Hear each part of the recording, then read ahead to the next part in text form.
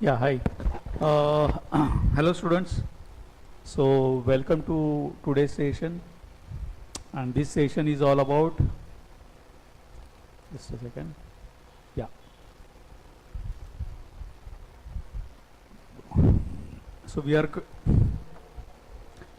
So this is CACS Pushkaraj Vishnu Joshi, and we are together for ICAAI paper, final paper, paper 20A, which is about strategic performance management and business valuations, in short called as Spm&Bv. And I have been helping you out understand the entire subject, and we finished with section A completely, almost with a weightage of 50% in the overall scheme of marks for the paper. And then we started with section B, which is about business valuations. In that, currently we are undergoing module 8, 5, 6, 7 modules have been finished. And module 8, in that module 8 is all about valuation of assets and liabilities. So typically, because it's all about business valuation, business is comprising of assets and liabilities, and hence each and every asset and each and every liability has to be valued in a different fashion also at times, again based on industry to industry, and therefore how it should be done, etc., is the entire concept that is being covered in this module. And in this module, therefore, there are 8 chapters. In that, today I will be taking up valuation of real estate. That is chapter number 6, so 8.6 of the syllabus. And more precisely, as my practice had been, I will be referring to the study material that has been provided by the institute. It's a classic material and a good reference book, a good study book also, textbook also. And as my practice had been, I have covered the entire chapter that is there in the syllabus, and more so in the study material exclusively. And in a way, I have in my session I will be covering by way of PPT, PowerPoint presentation, the entire conceptual theory which is there in this in the respective chapters. So I have been following one chapter, one session kind of a thing, and hence today it will be entirely valuation of real estate per se in this session. So let's begin. What is meant by real estate, etc. So the principles, so again, as I said, I have restricted myself to the study material only, and in the study material the chapter starts with the principles of valuation in real estate. And typically there are various concepts or principles based on which the real estate valuation is being done or is to be done, or you can say, while doing valuation of real estate, these are the factors that are relevant and impact the overall valuation per se. So the first principle is progression. So progression means property value increases when located near higher quality properties. So in short, if there are higher quality properties, then the property value will increase when our property or the property under concern or question is near the higher quality properties. So that's progression. Just opposite of that is the principle of regression. And in this regression, typically property value decreases when located near low quality properties. Conformity. Conformity means property value tends to rise when it aligns with neighborhood standards.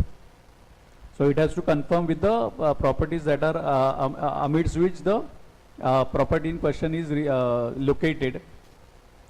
So property value therefore tends to rise when it aligns with neighborhood standards. Substitution, a property's value is capped by the price of comparable alternatives. Change, that's another principle. Change is in economic and physical conditions constantly evolve, affecting value. Continuing with the principles of valuation in real estate, then comes the principle of anticipation. So in anticipation, future and expectations influence current property value. That's what the principle of anticipation is. Then another principle of valuation is contribution. So improvements add value based on market demand, not just cost.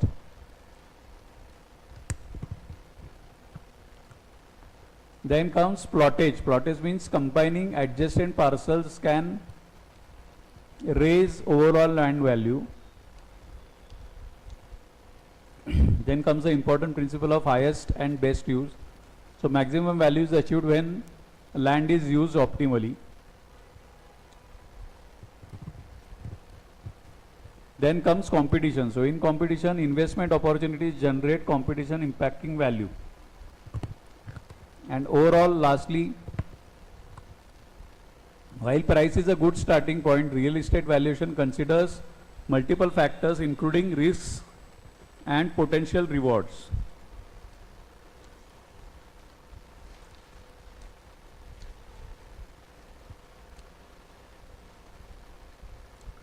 So these are the various principles of valuation in real estate that are to be considered by the registered valuer while valuing real estate property or real estate assets.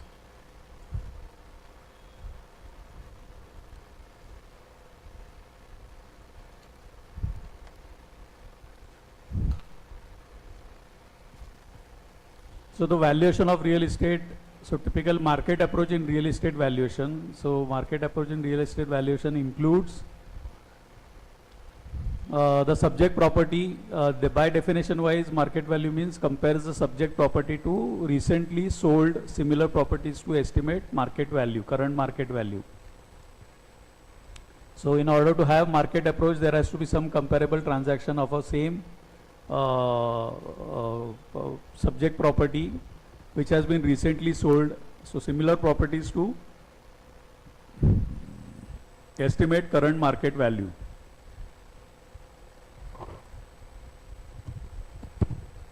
Then comes the basis of valuation in market approach for real estate. It relies on actual sale price from the market reflecting real-time buyer and seller behavior. So depending on the demand and supply forces of a particular subject property, the price or the value, sale price from the market will actually get decided, and that will be relied while doing the valuation. So in short, basis for valuation will be the actual sale price from the market reflecting real-time buyer and seller behavior. Adjustments, obviously certain adjustments will have to be made for differences in property characteristics like age, size, condition, location, etc. The gross rent multiplier, that is GRM, is used for income generating properties. So GRM is equal to sale price divided by gross annual income. It helps estimate value based on rental income potential.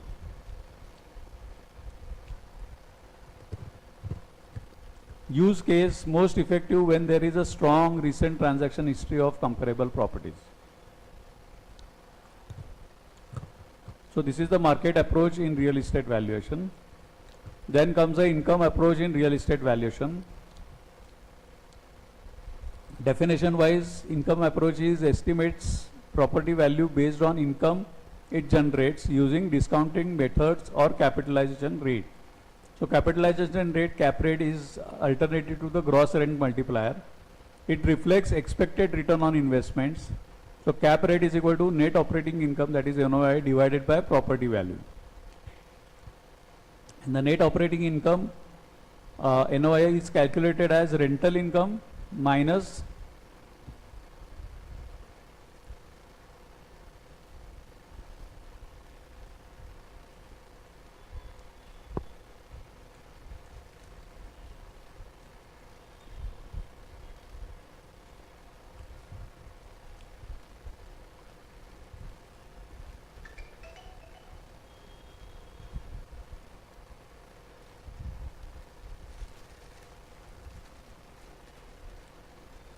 so rental income, net operating income includes is calculated as rental income minus vacancy, taxes, insurance, management, repairs, maintenance, utilities, valuation. So that's how it is.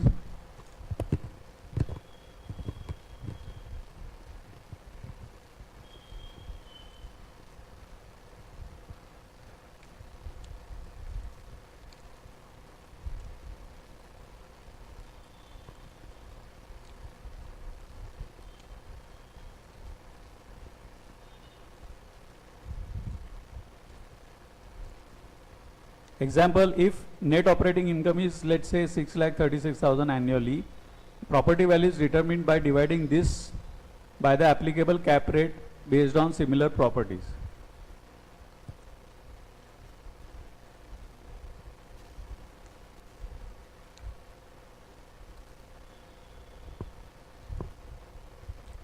Use case, so it is ideal for valuing income producing properties like rental apartments, offices or market or commercial spaces as such.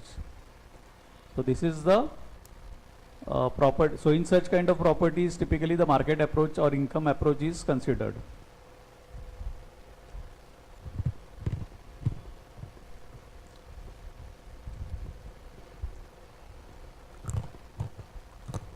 So with this, typically the chapter ends. So as you know,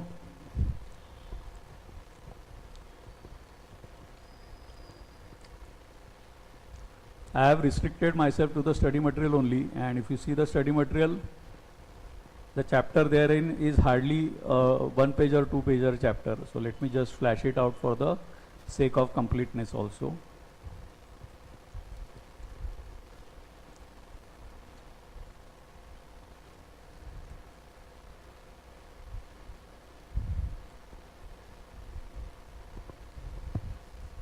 Yeah.